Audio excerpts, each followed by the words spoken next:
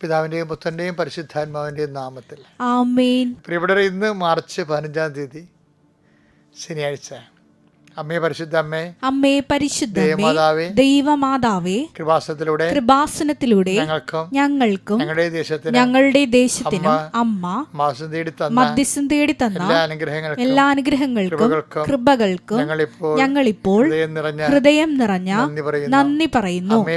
അമ്മേ പരിശുദ്ധ ദൈവമാതാവേ, 2004 ഡിസംബർ 7-ാം തീയതി ഉച്ചകഴിഞ്ഞ് 2:30 കൃപാസനത്തിൽ സംഭവിച്ച അമ്മയുടെ പ്രത്യക്ഷപ്പെടലിനെ കുറിച്ച് തിരുസഭയ്ക്ക് സമർപ്പിച്ചിരിക്കുന്ന പഠനരേഖകളുടെ മേൽ സഭാത്മകമായ പഠനം ആരംഭിക്കുവാൻ ഞങ്ങൾ താഴ്മയോടെ പ്രാർത്ഥിക്കുന്നു.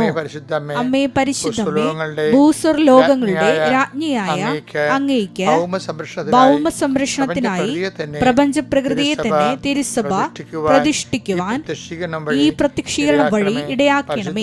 പരിശുദ്ധമേ, ജപമാല മാതാവേ, സകല കൃപാസനം പ്രാർത്ഥനയോടും ചേർത്ത് ഞങ്ങളിപ്പോൾ പ്രാർത്ഥിക്കുന്ന ഈ കുടുംബത്തിന്റെ പ്രത്യേക നിയോഗം. മക്കളെ,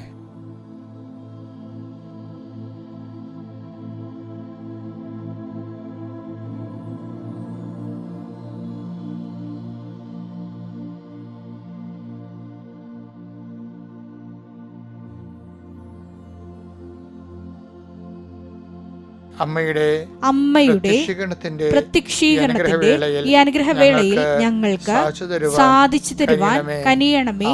ആമേൻ. വിശ്വാസ പ്രമാണം. സർവശക്തനായ പിതാവും ആകാശത്തിന്റെയും ഭൂമിയുടെയും സൃഷ്ടാവുമായ ദൈവത്തിൽ ഞാൻ വിശ്വസിക്കുന്നു. അവിടുത്തെ ഏകപുത്രനും ഞങ്ങളുടെ കർത്താവുമായ ഈശോമിശിഹായിലും ഞാൻ വിശ്വസിക്കുന്നു. ഈ പുത്രൻ പരിശുദ്ധാത്മാവിനാൽ ഗർഭസ്ഥനായി കന്യകാമറിയത്തിൽ നിന്ന് പിറന്ന് പൊന്തിയോസ് പീലാത്തോസിന്റെ കാലത്ത് പീഡകൾ സഹിച്ച് കുരിശിൽ തറയ്ക്കപ്പെട്ട് മരിച്ച് അടക്കപ്പെട്ട് പാതാളങ്ങളിൽ ഇറങ്ങി മരിച്ചവരുടെ ഇടയിൽ നിന്ന് 3-ാം നാൾ ഉയർത്ത് സ്വർഗത്തിലേക്ക് എഴുന്നള്ളി സർവശക്തിയുള്ള പിതാവായ ദൈവത്തിന്റെ വലതുഭാഗത്തിരിക്കുന്നു. അവിടെ നിന്ന് ജീവിക്കുന്നവരെയും മരിച്ചവരെയും വിധിക്കുവാൻ വരുമെന്നും ഞാൻ വിശ്വസിക്കുന്നു. പരിശുദ്ധാത്മാവിലും ഞാൻ വിശ്വസിക്കുന്നു. വിശുദ്ധ കത്തോലിക്കാ സഭയിലും പുണ്യവാന്മാരുടെ ഐക്യത്തിലും പാപങ്ങളുടെ മോചനത്തിലും ശരീരത്തിന്റെ ഉയർപ്പിലും നിത്യമായ ജീവിതത്തിലും ഞാൻ വിശ്വസിക്കുന്നു. ആമേൻ. സ്വർഗ്ഗസ്ഥനായ ഞങ്ങളുടെ പിതാവേ, അങ്ങയുടെ നാമം പൂജിതമാകണമേ.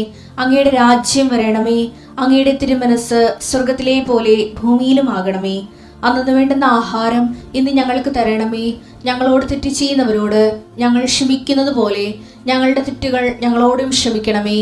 ഞങ്ങളെ പ്രലോഭനത്തിൽ ഉൾപ്പെടുത്തരുതേ, തിന്മയിൽ ഞങ്ങൾ രക്ഷിക്കണമേ. ആമേൻ. നന്മ നിറഞ്ഞ മറിയമേ, സ്വസ്തി. കർത്താവ് അങ്ങയുടെ കൂടെ സ്ത്രീകളിൽ അങ്ങ് അനുഗ്രഹിക്കപ്പെട്ടവളാകുന്നു. അങ്ങയുടെ ഉദരത്തിൻ ഫലമായി ഈശോ അനുഗ്രഹിക്കപ്പെട്ടവനാകുന്നു. പരിശുദ്ധ മറിയമേ, തമ്പുരാന്റെ അമ്മേ, പാപികളായ ഞങ്ങൾക്ക് വേണ്ടി ഇപ്പോഴും ഞങ്ങളുടെ മരണസമയത്തും തമ്പുരാനോട് അപേക്ഷിക്കണമേ. ആമേൻ. എൻ്റെ പ്രിയപ്പെട്ടവരെ, ദൈവത്തിൻ്റെ കൈകളിലേക്ക് നിങ്ങളുടെ കൈകളെ പിടിപ്പിച്ചുകൊണ്ട് ഇന്നത്തെ ദിവസത്തിൻ്റെ സഞ്ചാരം ആരംഭിക്കുകയാണ്. അനുദിന അനുഗ്രഹ പ്രാർത്ഥനയിലൂടെ. കർത്താവേ, ഞങ്ങൾക്ക് വേണ്ടി ക്രൂശിക്കപ്പെട്ടവനെ, മരണത്തോട് കീഴ്വഴങ്ങിക്കൊണ്ട് ഞങ്ങളെ സ്നേഹിച്ചവനെ, നിന്റെ അനന്തമായ കാരുണ്യത്തെ ഞങ്ങൾ അനുസ്മരിക്കുന്നു. ഇന്നത്തെ ദിവസം നിന്റെ സ്നേഹം തിരിച്ചറിയാനുള്ള പുതിയ മുഹൂർത്തങ്ങൾ ഞങ്ങൾക്ക് നൽകണമെന്ന് പ്രാർത്ഥിക്കുന്നു. കർത്താവേ, അനുഭവങ്ങളിലൂടെ അങ്ങേ അറിയുവാനും ആ അനുഭവത്തിൻ്റെ ബോധ്യത ജീവിക്കുവാനും ബോധ്യത്തിൻ്റെ സാക്ഷ്യത്തിൽ കർത്താവെ നിന്റെ മഹത്വത്തിൻ്റെ അടയാളമായി ഈ ഭൂമി പരിരസിക്കുവാൻ അങ്ങയുടെ മക്കളെ അഭിഷേകം ചെയ്യണമെന്ന് പ്രാർത്ഥിക്കുന്നു. കർത്താവ് നിന്റെ ഉന്നതമായ നാമത്തിന് സ്വസ്ഥം ചെയ്യുന്ന കർത്താവ് നിന്റെ വിശുദ്ധ പൗരോഹിത്യത്തെ മഹത്വപ്പെടുത്തണമേ. കർത്താവെ, അനേകം മക്കൾ കണ്ണുനീരോടെ അങ്ങയുടെ തിരുസന്നിധിയിൽ നിന്നെ നാഥനും രക്ഷകനുമായി ഏറ്റുപറഞ്ഞുകൊണ്ട് പ്രാർത്ഥിക്കുകയാണ്. കർത്താവ്, മുടി കൊഴിഞ്ഞു പോകുന്നവരെ ഞാനിപ്പോൾ കാണുന്നുണ്ട്. ഇതൊന്നും ചിന്തിക്കപ്പോലും ഇല്ലായിരുന്ന സമയത്ത് ഞാനത് കാണുന്നുണ്ട്. കർത്താവെ, അത് കീമോ എടുത്തവരാരും ശരി, അല്ലാതെ തന്നെ പ്രായാധിക്യത്താലും അല്ലെങ്കിൽ അകാല വാർദ്ധക്യത്താലും മുടി കൊഴിയുന്നവരുണ്ട്. ഈശോയെ, അങ്ങനെയുള്ളവരെല്ലാം കുറച്ച് നാണിക്കുകയും വിഷമിക്കുകയും ചെയ്യുന്നുണ്ട്. കല്യാണം ഒത്തുവരാത്തവരുണ്ട്. അങ്ങനെ മനസ്സിന് സങ്കടമുള്ളവരുണ്ട്. ഈശോ, അവരെല്ലാം നീ സ്പർശിക്കണമേ. അവരുടെ സങ്കടങ്ങൾ കർത്താവ് നീ പരിഹരിക്കണമേ പ്രാർത്ഥിക്കുന്നു.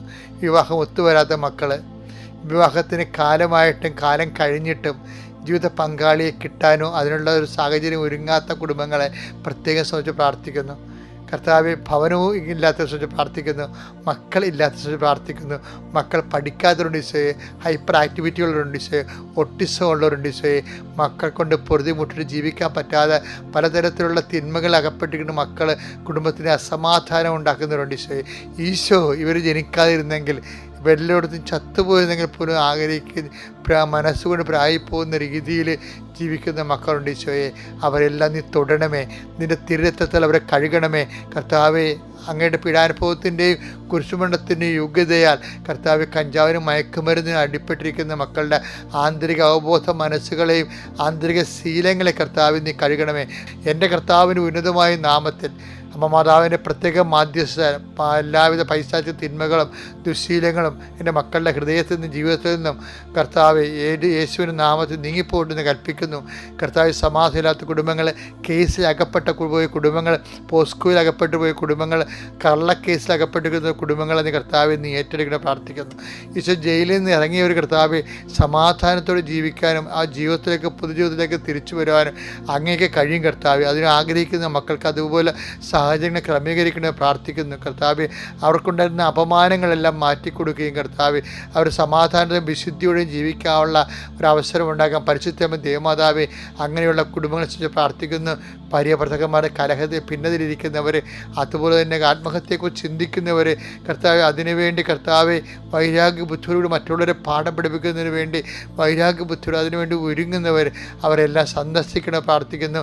എൻ്റെ കർത്താവിൻ്റെ ഉന്നതമായ നാമത്തിൽ സഭയുടെ അധികാരത്തെക്കുറിച്ച് അടയാളം ദൈവശക്തി അവസാദ രോഗങ്ങൾ, ഡിപ്രഷൻ രോഗങ്ങൾ, മനസ്സിൻ്റെ എല്ലാവിധത്തിലുള്ള മരവിപ്പ് രോഗങ്ങൾ യേശുക്രിസ്തു നാമത്തിൽ സൗഖ്യപ്പെട്ട് പ്രാർത്ഥിക്കുന്നു. ഈശോ നിന്റെ ഉന്നതമായ നാമത്തിന് സ്വസ്ഥം ചെയ്യുന്നു. കർത്താവിൻ്റെ കരുണ പഠിക്കുന്ന മക്കളും ആവശ്യിക്കട്ടെ, വിവാഹത്തിനായി ഒരുങ്ങുന്ന മക്കൾ ആവശ്യിക്കട്ടെ, ആശുപത്രി കിടക്കുന്ന മക്കൾ ആവശ്യിക്കട്ടെ, രോഗികളുടെ മകളിൽ ആവശ്യിക്കട്ടെ. യേശുക്രിസ്തു നാമത്തിന് മനസ്സമാധാനം അനുഭവിക്കട്ടെ.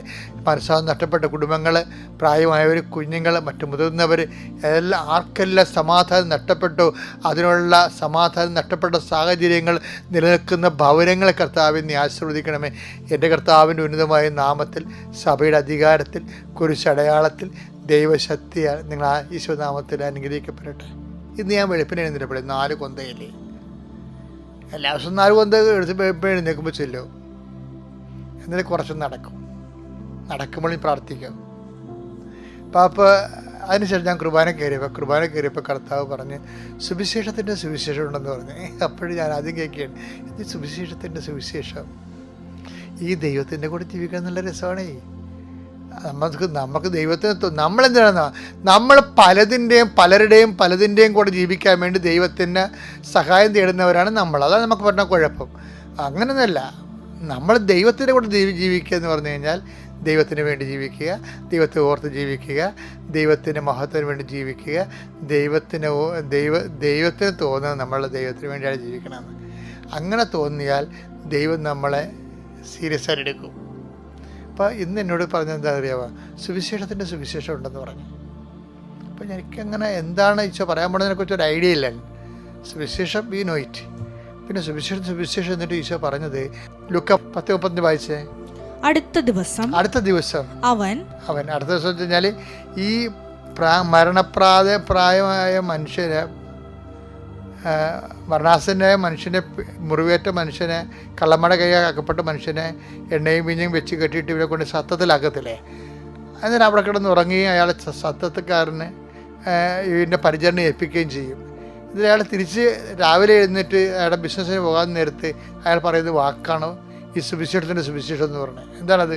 അടുത്ത ദിവസം അവൻ സത്രം സൂക്ഷിപ്പുകാരന്റെ കയ്യിൽ, നല്ല സമരക്കാരൻ സത്രം സൂക്ഷിപ്പുകാരന്റെ കയ്യിൽ 2 ദനാറ കൊടുത്തിട്ട് പറഞ്ഞു, ഇവന്റെ കാര്യം നോക്കിക്കൊള്ളണം.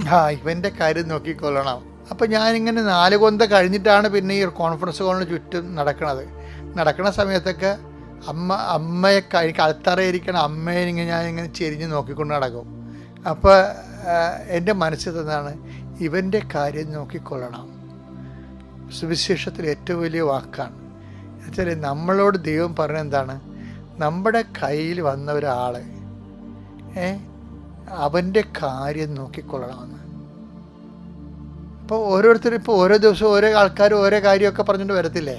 അപ്പം എന്തെങ്കിലും ഒരു പോംവഴി കാണിക്കാതെ നമ്മൾ അവരെ വിടത്തില്ല. പിന്നെ എന്താ പറയണത്? ഇങ്ങനെ നോക്കുമ്പോൾ എന്താ കുഴപ്പം? എന്താ കൂടുതലായി എന്തെങ്കിലും ചെലവാകുന്നെങ്കിൽ കൂടുതലായി എന്തെങ്കിലും ചെലവാകുന്നെങ്കിൽ ഞാൻ തിരിച്ചു വരുമ്പോൾ തന്നുകൊള്ളാം. അതായത് മനുഷ്യന്മാർക്ക് എല്ലാവർക്കും ഒരുപോലെ ദൈവസ്നേഹം അബ്സോർബ് ചെയ്യാൻ പറ്റത്തില്ല. അപ്പോൾ ദൈവസ്നേഹം കുറച്ച് മാത്രം അബ്സോർബ് ചെയ്യുന്നവരുണ്ട്. അവർ ചിലപ്പോൾ നമ്മൾ അവരെ സഹായിക്കും, പക്ഷെ തിരിച്ച് അവർ സഹായിക്കണമെന്ന് ഒരു നിർബന്ധവും ഇല്ല. ഒരു മനുഷ്യനെ ദൈവത്തിൻ്റെ നാമത്തിൽ ഇവൻ്റെ കാര്യം നോക്കാൻ എടുത്തു കഴിഞ്ഞാൽ നമുക്ക് നഷ്ടമായിരിക്കും ഉണ്ടാകുന്നത്. അപ്പോൾ ഇത് തന്നെ ഈശോയ്ക്ക് ഉണ്ടായത്. ഈശോ അപ്പായോട് പലപ്പോഴും പറഞ്ഞു, അപ്പാ കുരിശുമരണം വേണ, അപ്പാ കുരിശുമരണം വേണ. ഞാനിതിൻ്റെ എന്തുമാത്രം ഇഞ്ചിഞ്ചായിട്ടല്ലേ ഞാൻ അപമാനിക്കപ്പെടുകയും സഹിക്കപ്പെടുകയും ചെയ്യണത്. എൻ്റെ ഈ 33-ാമത്തെ വയസ്സിൽ ഐക്കണ്ട് ഇമാജിൻ എന്നൊക്കെ പറയും. ചോരവരെ വിയർത്ത് ഗെത്സേമനിയിൽ. ഞാൻ പണ്ടൊരു കവിത വായിച്ചിട്ടുണ്ട്. അഗസ്റ്റിൻ ഐസക് എന്ന് പറഞ്ഞൊരു ഫാദർ ഉണ്ടായിരുന്നു. അദ്ദേഹത്തിന് ജീസസ് ദ റിബൽ എന്ന് പറഞ്ഞൊരു പുസ്തകം ഞാൻ വായിച്ചിട്ടുണ്ട്. അതിനകത്ത് വായിച്ചിരിക്കുന്നത്, O father of mad love, you have loved men more than your son. അതായത് ഗെത്സേമനിൽ ഈശോ പ്രാർത്ഥിക്കണേ അപ്പായോട് വഴക്കിടും. O father of mad love, ഭ്രാന്തമായി മനുഷ്യനെ സ്നേഹിക്കുന്ന അപ്പ, you have loved your son more, you loved man more than your son. നിൻ്റെ മകനേക്കാൾ കൂടുതൽ നീ മനുഷ്യരെ സ്നേഹിച്ചില്ലേ എന്ന്. അതിൻ്റെ പേരിലാണല്ലോ ഇവൻ ക്രൂശിക്കപ്പെടേണ്ടി വരണത്.